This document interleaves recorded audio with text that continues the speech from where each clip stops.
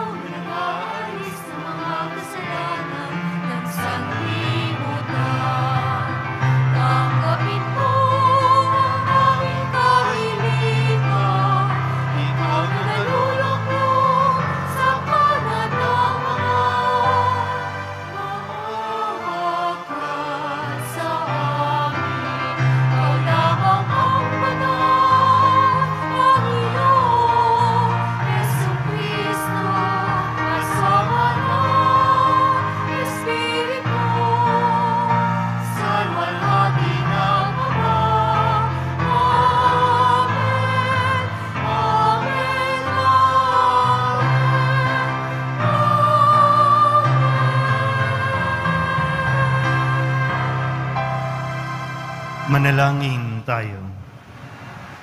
Ama naming makapangyarihan, lingid sa aming paningin ang mga inihanda mo para sa mga nagmamahal sa iyo. Padaluyan mo sa amin ang agos ng iyong pag-ibig upang sa pagmamahal namin sa iyo ng higit, makamtan namin ang iyong mga pangakong di malirip na hindi pa sumasagi sa isip namin o panaginip. Iniluluhog namin ito sa pamamagitan ni Jesucristo, kasama ng Espiritu Santo, magpasawalang hanggan. Amen. Magsiupo muna ang lahat. Pagbasa mula sa aklat ni Propeta Jeremias. Noong mga araw na iyon, sinabi ng mga pinuno sa hari, "Kamahalan, dapat ipapatay si Jeremias.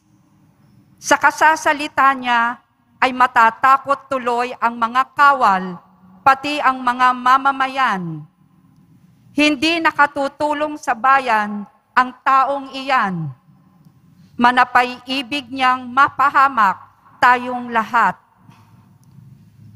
Kaya't sinabi ni Haring Sedekias, "Kung gayon, gawin ninyo sa kanya ang ibig ninyo.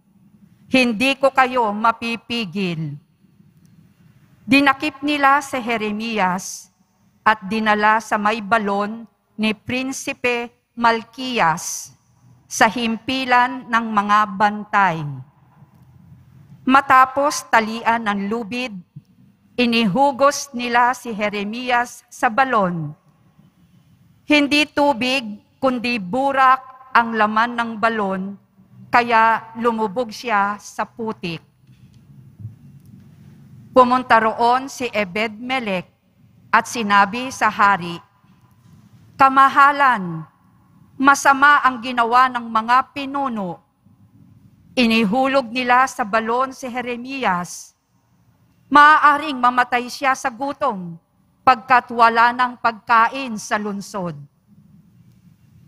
Iniutos ng hari na magsama si Ebed-Melech ng 3 lalaki at pagtulong-tulungan nilang iahon sa balon si Jeremias at baka mamatay.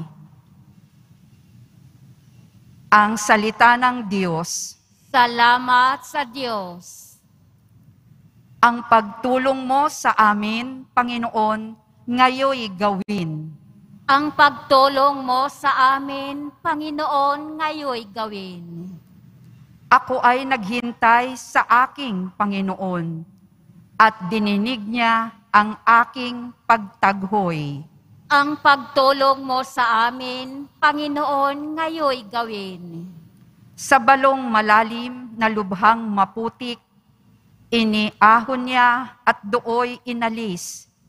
Ligtas na dinala sa malaking bato at naging panatag, taglay na buhay ko. Ang pagtulong mo sa amin, Panginoon, ngayoy gawin. Tinuruan niya ako pagkatapos ng bagong awiting pampuri sa Diyos. Ang bawat makasaksi ay matatakot at sa poong Diyos magtitiwalang lubos. Ang pagtulong mo sa amin, Panginoon, ngayoy gawin. Mahina man ako at wala ng lakas, ngunit sa isip mo'y di mo kinakatkat. O aking tagatulong, tagapagligtas, Panginoong Diyos, huwag ka nang magluwat. Ang pagtulong mo sa amin, Panginoon, ngayoy gawin.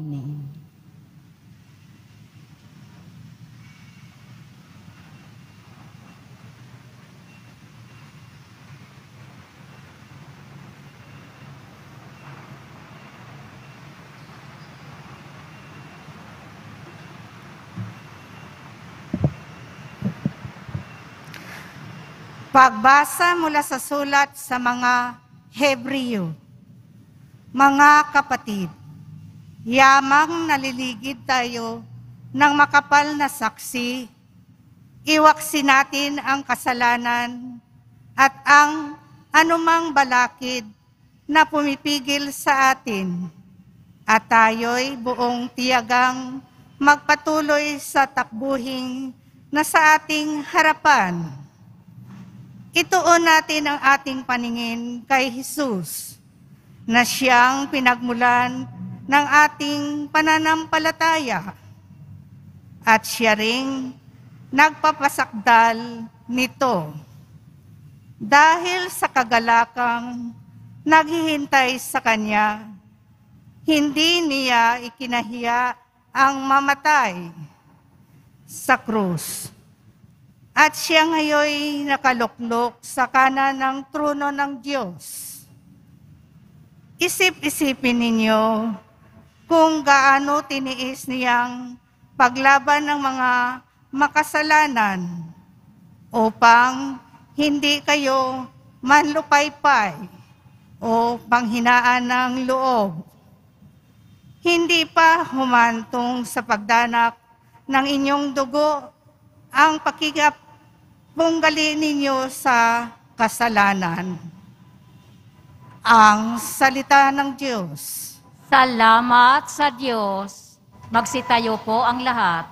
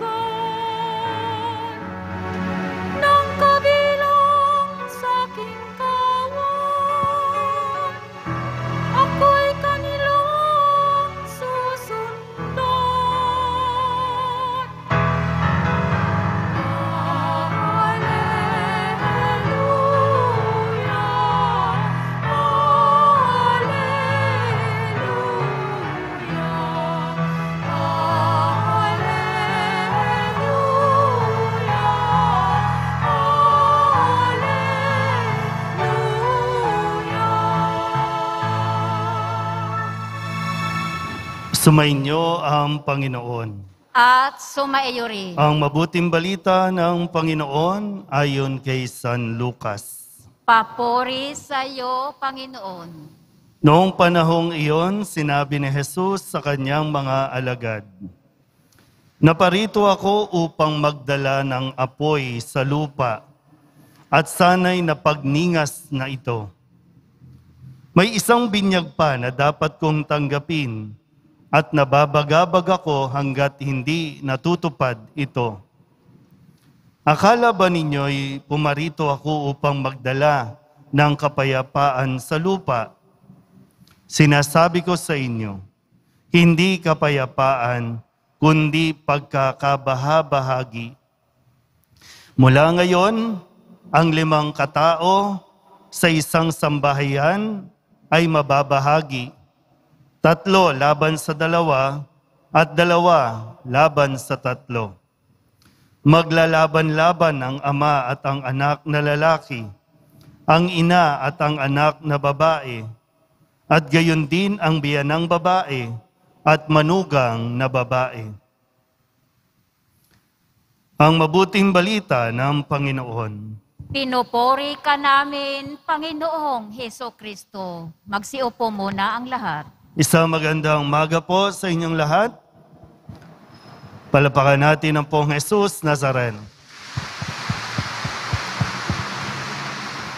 Sana po ay hindi lang naiwan sa ating mga pandinig ng sinabi na maglalaban-laban ang pamilya, maglalaban-laban ang ina at anak, maglalaban-laban ang manugang at biyanan. Linawin natin ng mabuti para yung konteksto at tamang konteksto ang atin pong mapulot sa araw na ito. Ayaw ng Diyos na naglalaban-laban tayo. Ayaw ng Diyos na nag-aaway-away tayo. Kaya peace, no? Peace tayo. Yan. Dahil si Kristo, ang prinsipe ng kapayapaan, Prince of Peace. Pero sa atin pong narinig, sabi niya, hindi ako, akala ba ninyo, nagpunta ako dito para magdala ng kapayapaan? Hindi kapayapaan, kundi pagkakabahabahagi. Bakit ba'y pinadala ng Diyos ang kanyang bugtong na anak? Di ba para tayo maligtas? Maligtas saan? Sa kasalanan. Kasi pag hindi napigilan, baka lahat na ng tao mamuhay na sa kasalanan. Kaya dumating si Kristo para i-divide, para magdala ng apoy. Sige, tingnan natin. Sabihin nyo nga po, kapayapaan. Yan. Ano ba yung pagtingin ng mundo pag sinabing kapayapaan? Gusto natin yung mayroon tayong kapanatagan, yung tinatawag nating peace of mind. Yan. Gusto natin yan. Pero ano ba ang sinasabi ng kapayapaan? Sa sinasabing kapayapaang hatid ni Kristo. Na paano ba natin ito matatamo? Sabi kasi ng mundo, sa unang pagbasa, ganito yung si Haring Sedekias, sa aklat ni Propeta Jeremias. May mga nagpunta kay Haring Sedekias. Sabi, "Mahal na hari, kailangan mamatay si Jeremias. Kasi natatakot yung ating mga kawal, natatakot yung mamamayan sa kanyang ipinapahayag." Babalikan natin ng konti.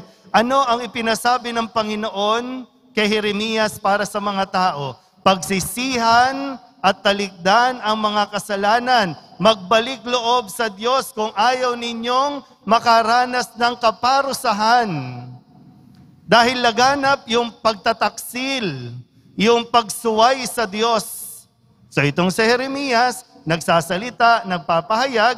So yung mga grupo ng mga tao na kontra sa kanya, nasasaktan sa katotohanang ipinapahayag ni Jeremias ang nagpunta sa hari. "Hayaan ninyo kami, patayin namin yang si Jeremias para no, bago pa tayo lubusan na mapahamak, ano ang sabi ni Haring Sidikiyas? Okay. Gawin ninyo kung anong gusto nyong gawin sa kanya. Yan. Parang wala tayong pagtatalo-talo. Sige, trip nyo yan eh. Okay.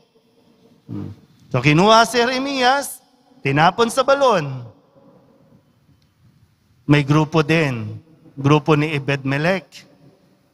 Sabi ni Ebed-Melech, mahal na hari, mali ang ginawa nilang paghatol ng kamatayan kay Jeremias.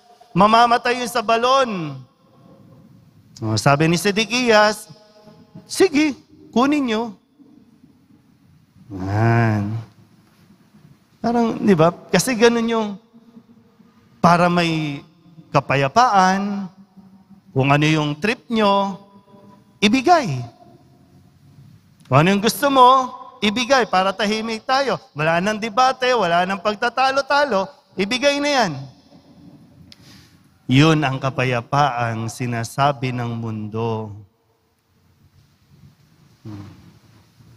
Ang kapayapaan na sinasabi ni Kristo, yung kaya mong manindigan sa kung ano ang katotohanan. Mamili ka. Mahirap kasi na palasimba tayo, lalong-lalo na paglinggo, simba tayo ng simba, sigaw tayo ng sigaw ng, Viva Nazareno, Viva! Pero paglabas ng simbahan, pamamaraan na naman ng mundo ang ating gagawin, ang ating susundan. Saan ka ba talaga? Maguguluhan ka eh.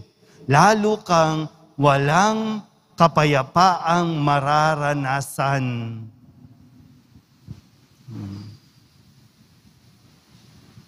Sa mga nasa harapan dito, no?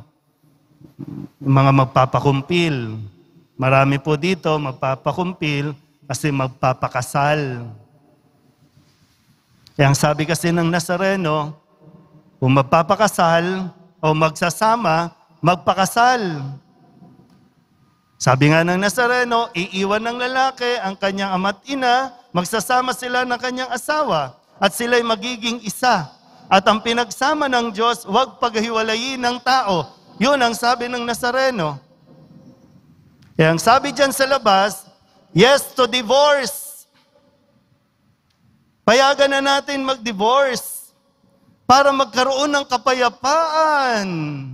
Ang mga mag-asawang nag-aaway-away araw-araw. Ito ang solusyon. May kapayapaan ba talaga? Sa lahat ng mga naghiwalay dito, may kapayapaan ba talaga?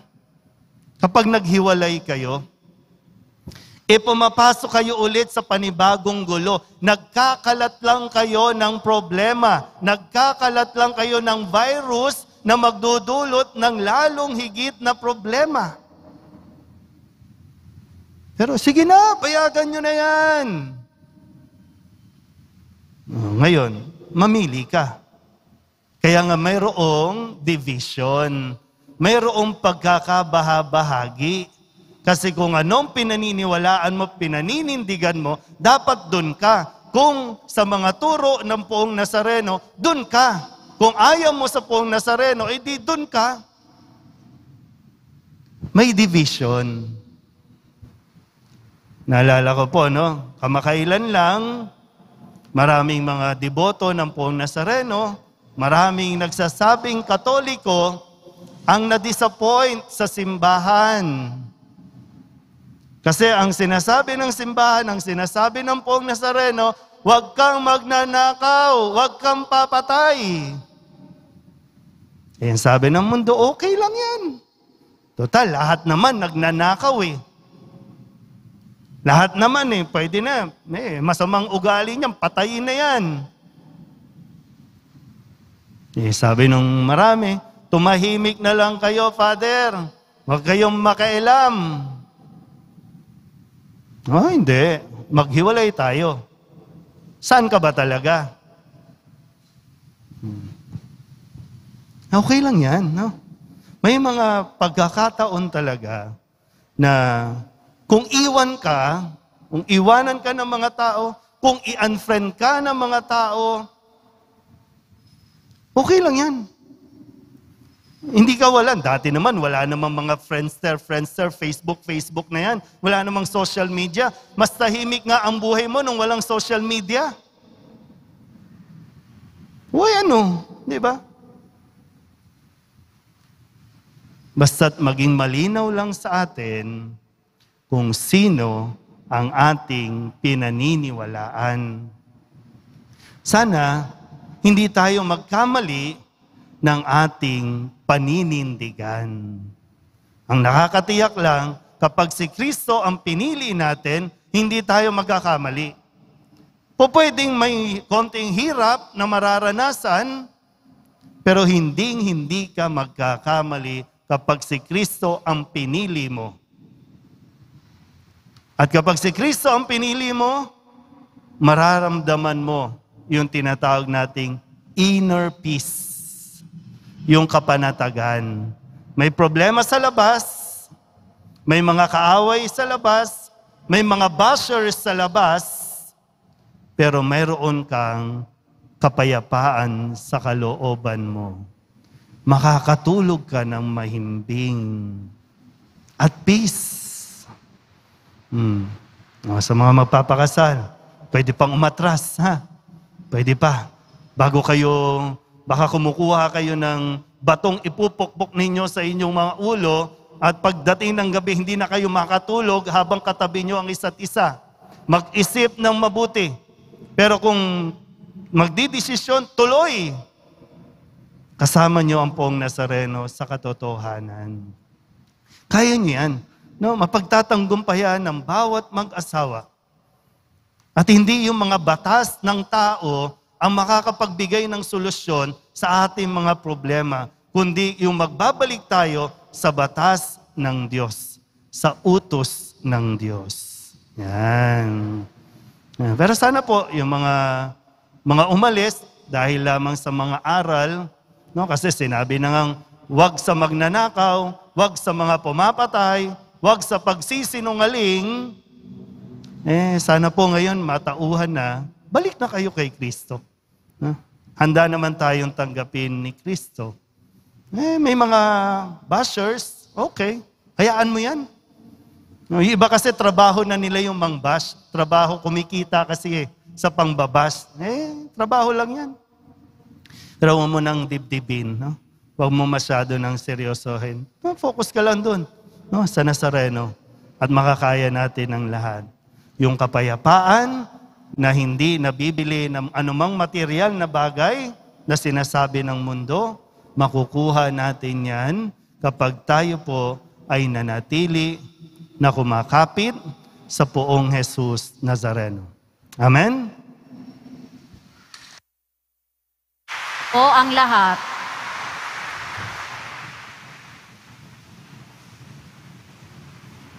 Ipahayag natin ang ating pananampalataya.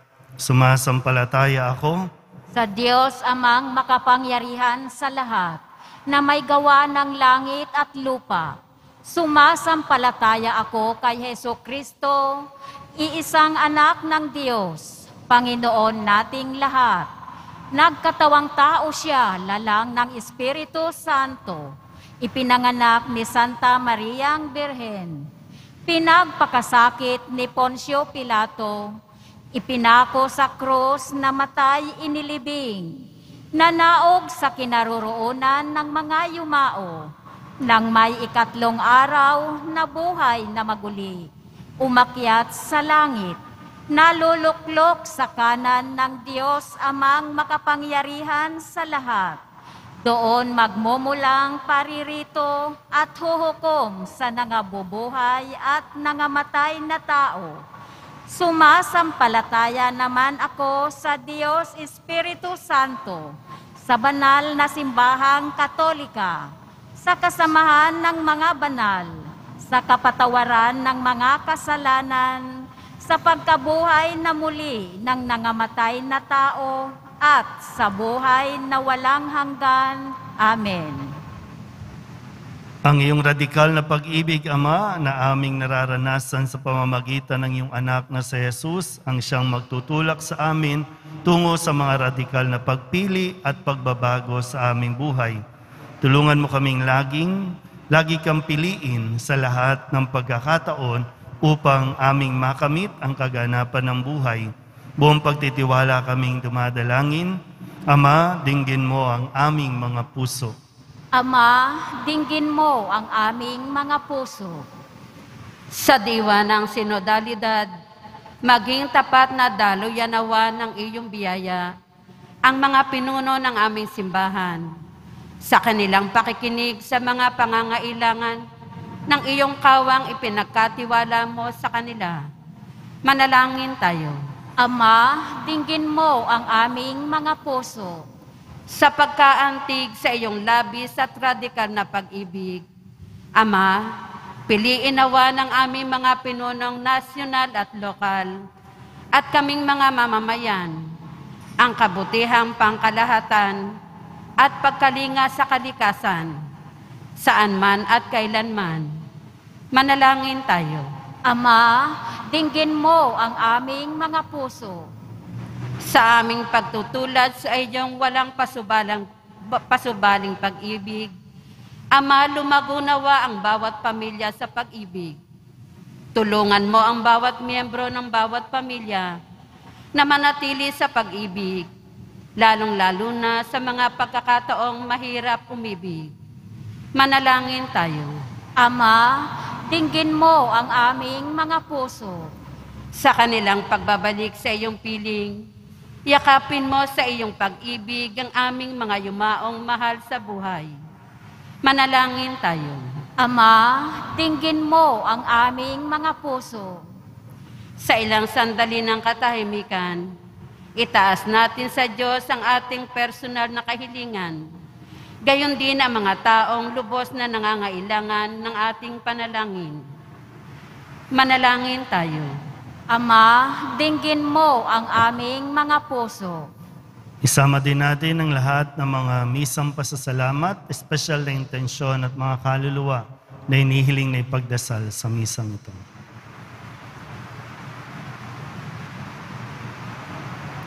Ang lahat ng ito inihiling namin sa ngalan ni Kristong aming Panginoon.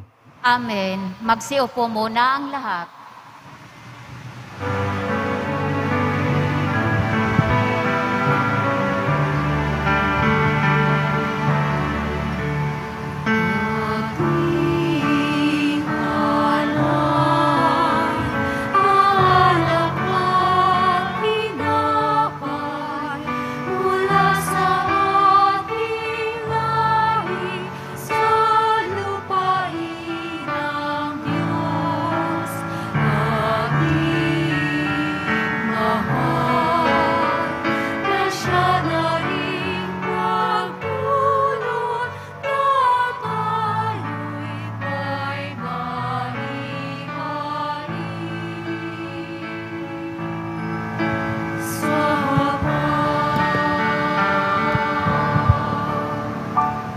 Magsitayo na po ang lahat. Manalangin kayo mga kapatid upang paghahain natin ang kalugdan ng Diyos sa mga makapangyarihan. Tanggapin nawa ng Panginoon itong paghahain sa iyong mga kamay, sa kapurihan niya at karangalan, sa ating kapakinabangan at sa buong sambayanan niyang banal. Ama naming lumikha, tanggapin mo ang mga alay upang maganap ang pagpapalitan ng iyong kaloob at ng aming handog sa aming paghahain na iyon na ring ibinigay para kami maging marapat na iyong paunlakan sa pamamagitan ni Jesucristo kasama ng Espiritu Santo magpasawalang hanggan. Amen. Sumainyo ang Panginoon. At sumaiyo rin. Itaas sa Diyos ang inyong puso at diwa. Itinaas na namin sa Panginoon. Pasalamatan natin ang Panginoong ating Diyos. Marapat na siya ay pasalamatan. Ama naming makapangyarihan, tunay ngang marapat na ikaw ay aming pasalamatan sa pamamagitan ni Jesucristo na aming Panginoon. Siya ay naging kapwa naming maaasahan upang may mangunang umako sa pananagutan dahil hangad mong magbago ang kinamias ng pagkakanya-kanya ng sangkatauhan. Bunga ng pagtitiis, siya ay nanaig at ang kamatayan ay kanyang nalupig. Kaya't siya ang aming daan para aming masapit ang iyong tapat at maaasahang pag-ibig. Kaya kaysa ng mga anghel na nagsisiawit ng papuri sa iyo nang walang humpay sa kalangitan, kami nagbubunyi sa iyong kadakilaan.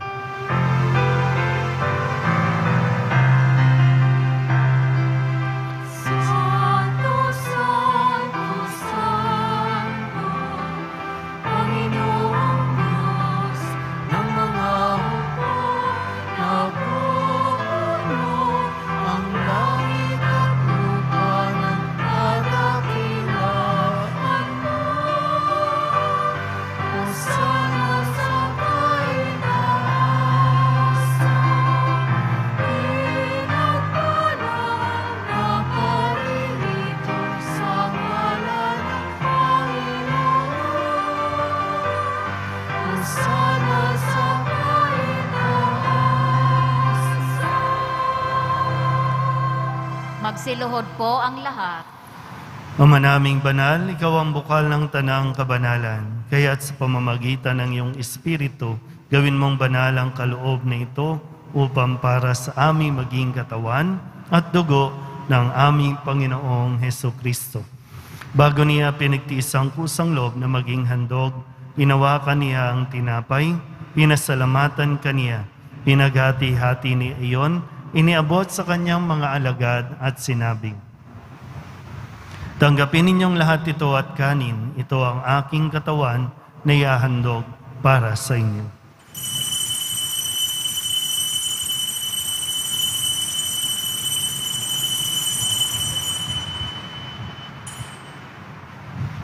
Gayun din naman nang matapos ang hapunan, hinawakan niya ang kalis, muli kaniyang pinasalamatan. Iniabot niya ang kalis sa kanyang mga alagad at sinabi, "Tanggapin ninyong lahat ito at inumin. Ito ang kalis ng aking dugo, ng bago at walang hanggang tipan, ang aking dugo na ibubuhos para sa inyo at para sa lahat, sa ikapagpapatawad ng mga kasalanan. Gawin ninyo ito sa pag-alaala sa akin."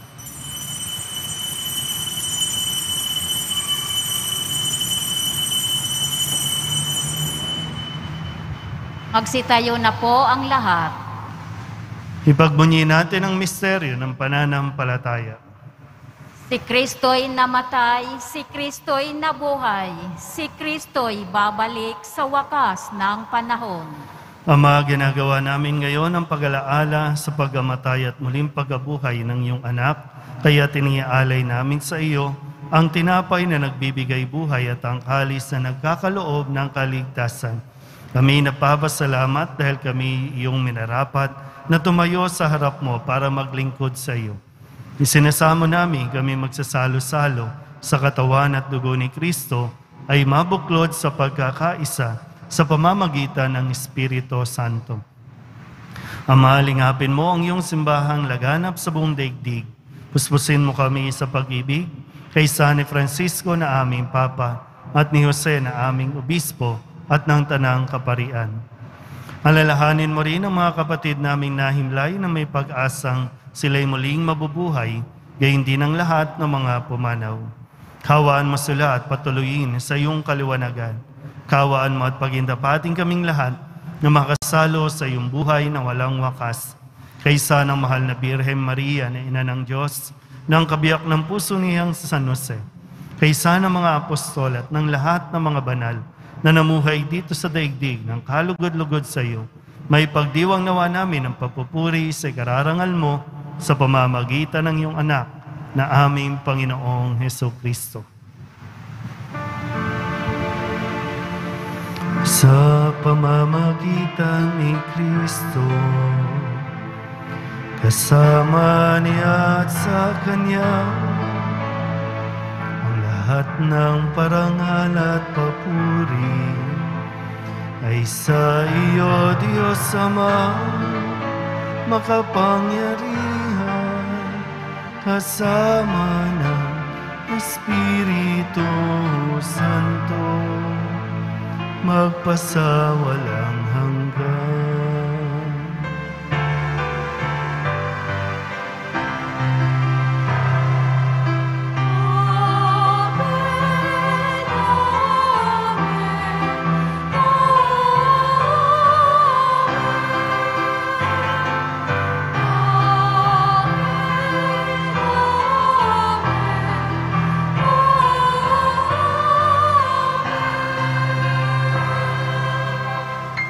Buong kababaang loob tayong tumawag sa ating Panginoon ng Ama namin. Ama namin, Sumasalangit ka, sambahin ang ngalan mo. Mapasa amin ang kaharian mo, sundin ang loob mo dito sa lupa para nang sa langit. Bigyan mo kami ngayon ng aming kakanin sa araw-araw at patawarin mo kami sa aming mga sala para nang pagpapatawad namin sa nagkakasala sa amin. At huwag mo kaming ipahintulot sa tukso at iadya mo kami sa lahat ng masama. hinihiling namin kami iadya sa lahat ng masama, pagkalooban ng kapayapaan araw-araw, iligtas sa kasalanan at ilayo sa lahat ng kapahamakan, samantalang aming pinananabikan ang dakilang araw ng pagpapahayag ng tagapagligtas naming si Hesus Kristo. Sapagkat iyo ang kaharian at ang kapangyarihan at ang kapurihan magpakailanman. Amen. Panginoong Hesus Kristo, sinabi mo sa iyong mga apostol, kapayapaan ang iniiwan ko sa inyo, aking kapayapaan ang binibigay ko sa inyo. Tunghayan mo ang aming pananampalataya at huwag ang aming mga pagkakasala. Pagkalooban mo kami ng kapayapaan at pagkakaisa ayon sa iyong kalooban, kasama ng Espiritu Santo, magpasawalang hanggan. Amen. Ang kapayapaan ng Panginoon ay laging sumainyo. At sumaiyo rin. Mabigyan po tayo ng kapayapaan sa isa't isa. Kordero ng Diyos na nag-aalis ng mga kasalanan ng sanlibutan, maawa ka sa amin. Kordero ng Diyos na nag-aalis ng mga kasalanan ng sanlibutan, maawa ka sa amin. Kordero ng Diyos na nag-aalis ng mga kasalanan ng sanlibutan, ipagkaloob mo sa amin ang kapayapaan. Magsiluhod po ang lahat.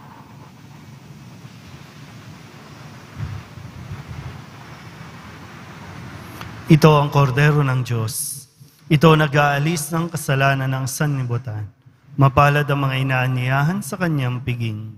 Panginoon, hindi ako karapat-dapat na magpatuloy sa iyo, ngunit sa isang salita mo lamang ay gagaling na ako.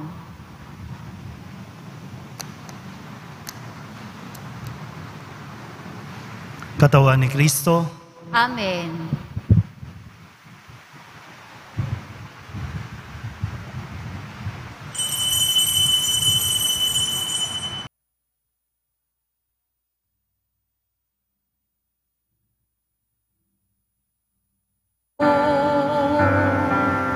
In Him alone is our strength.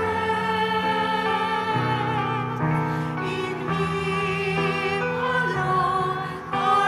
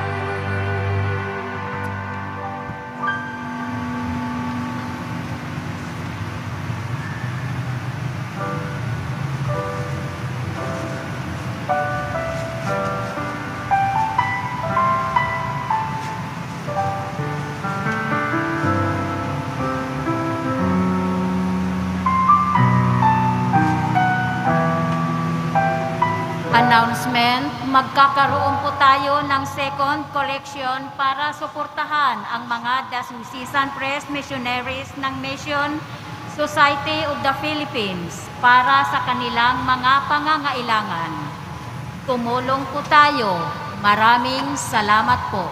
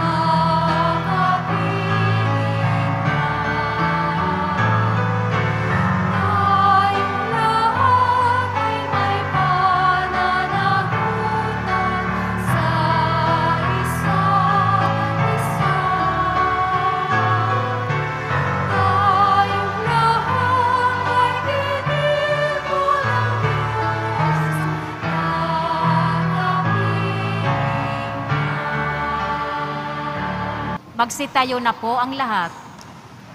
Manalangin tayo. Ama naming mapagmahal, sa banal na pakikinabang, si Kristo ay aming pinagsaluhan. Inihiling namin kami maging katulad niya sa langit, pakundangan sa kanyang pagiging aming kaparis bilang tagapamagitan kasama ng Espiritu Santo, magpasawalang hanggan. Amen. Inyo ang Panginoon. At sumaiyo rin. Manalangin tayo para sa pagbabasbas. Mahal na pong Jesus Nazareno, inihayag mo sa pamamagitan ng krus ang walang maliw na pag-ibig ng Diyos sa sangkatauhan. Pakinggan mo ang kahilingan ng iyong angka na nagsusumamo sa iyo. Makamtanawa nila ang inyong katugunan at tanggapin ang kasagutan na may utang na loob na tinatanaw. Basbasan din po ninyo mga dala-dala nilang mga imahin at dasalan at lahat ng mga may karamdaman. Sa pamamagitan ng bendisyon na ito, naway maalala nila ang pangako nila noon sa binyag na ikaw ay kanilang iibigin at paglilingkuran bilang Panginoon magpasawalang hanggan. Amen. At pagpalain kayo ng makapangyarihang Diyos, Ama at Anak at Espiritu Santo. Amen. Mayo kayong taglay ang kapayapaan ng Poong Jesus Nazareno. Salamat sa Diyos. Viva Poong Jesus Nazareno! Viva Poong Jesus Nazareno! Viva Poong Jesus Nazareno! Magandang umaga po.